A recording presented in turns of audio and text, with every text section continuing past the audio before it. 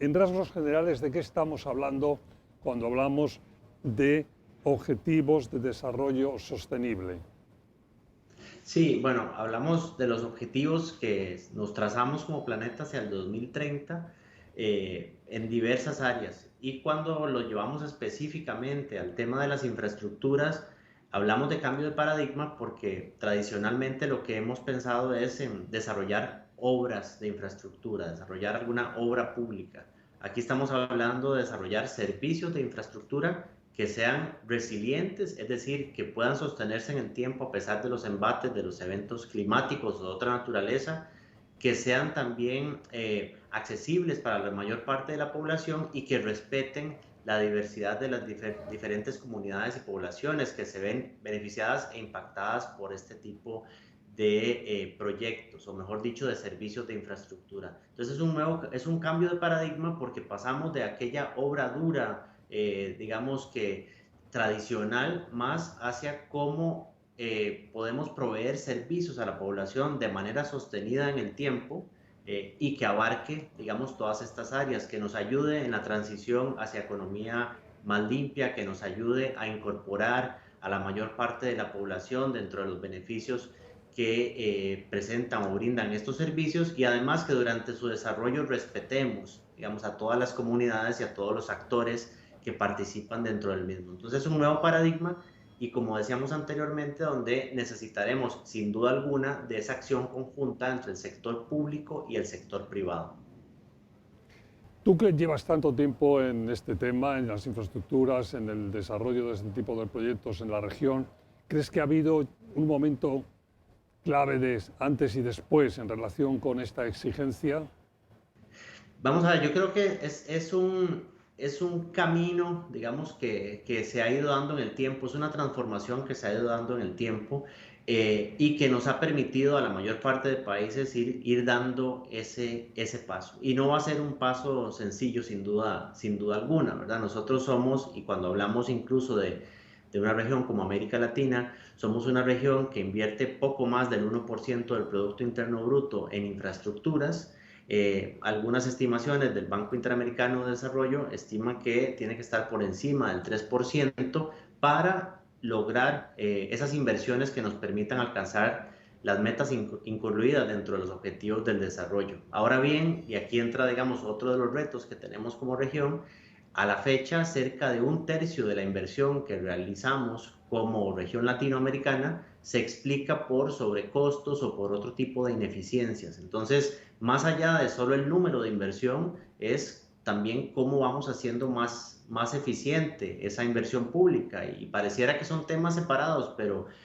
hablamos sin duda alguna de un nuevo paradigma en el desarrollo de infraestructura, de la provisión de los servicios asociados, pero hablamos de sostenibilidad desde el punto de vista climático, del respeto de la diversidad en términos sociales, pero también de cómo podemos ir desarrollando una infraestructura que sea fiscalmente responsable en el tiempo. Entonces, que podamos sostener ese servicio no solo para las actuales generaciones, sino para las futuras. Tú siempre insistes en que no es un tema de una legislatura, que es un tema siempre a largo plazo. Y si es un tema a largo plazo, el consenso de a dónde vamos, dónde queremos llegar entre todos, aunque no nos pongamos al 100% de acuerdo, es como fundamental. Es así, ¿no? ¿No, Federico?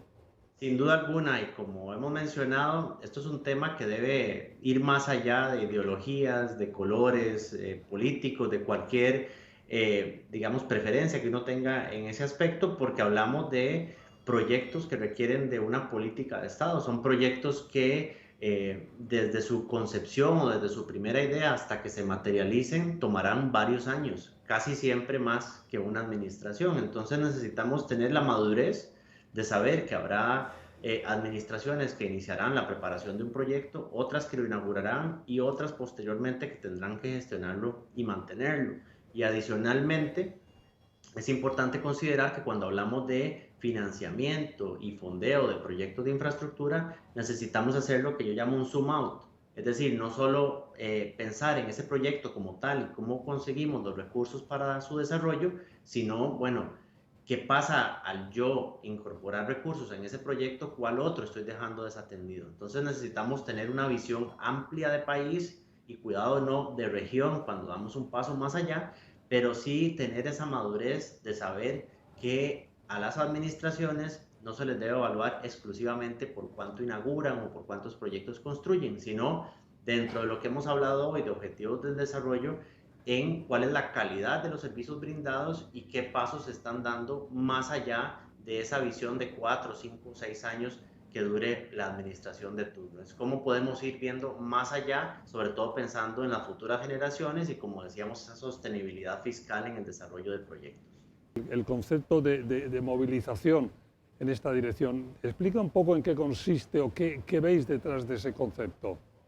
Sí, vamos a ver, el concepto de movilización de recursos es uno, y ahora que decíamos la frase, se repite también para la banca multilateral de desarrollo, que es un nuevo paradigma, ¿verdad? Anteriormente pensábamos más en esa operación tradicional, donde un banco de desarrollo le presta a un gobierno y este desarrolla un proyecto. Ahora hablamos más de cuál puede ser la acción de esa banca multilateral de desarrollo para no solo movilizar recursos propios de su balance, sino cómo generar las condiciones para que el sector privado participe. De hecho, existe todo un consenso que podríamos llamar dentro de la banca multilateral de desarrollo a nivel internacional e incluido actores como el Fondo Monetario Internacional que hablan de cómo movilizar recursos. Y aquí entra uno de los principios que nace, digamos, de unas líneas planteadas inicialmente por el Banco Mundial, que hablan de ese concepto de cascada. El concepto de cascada lo que nos dice es que las administraciones deberían ver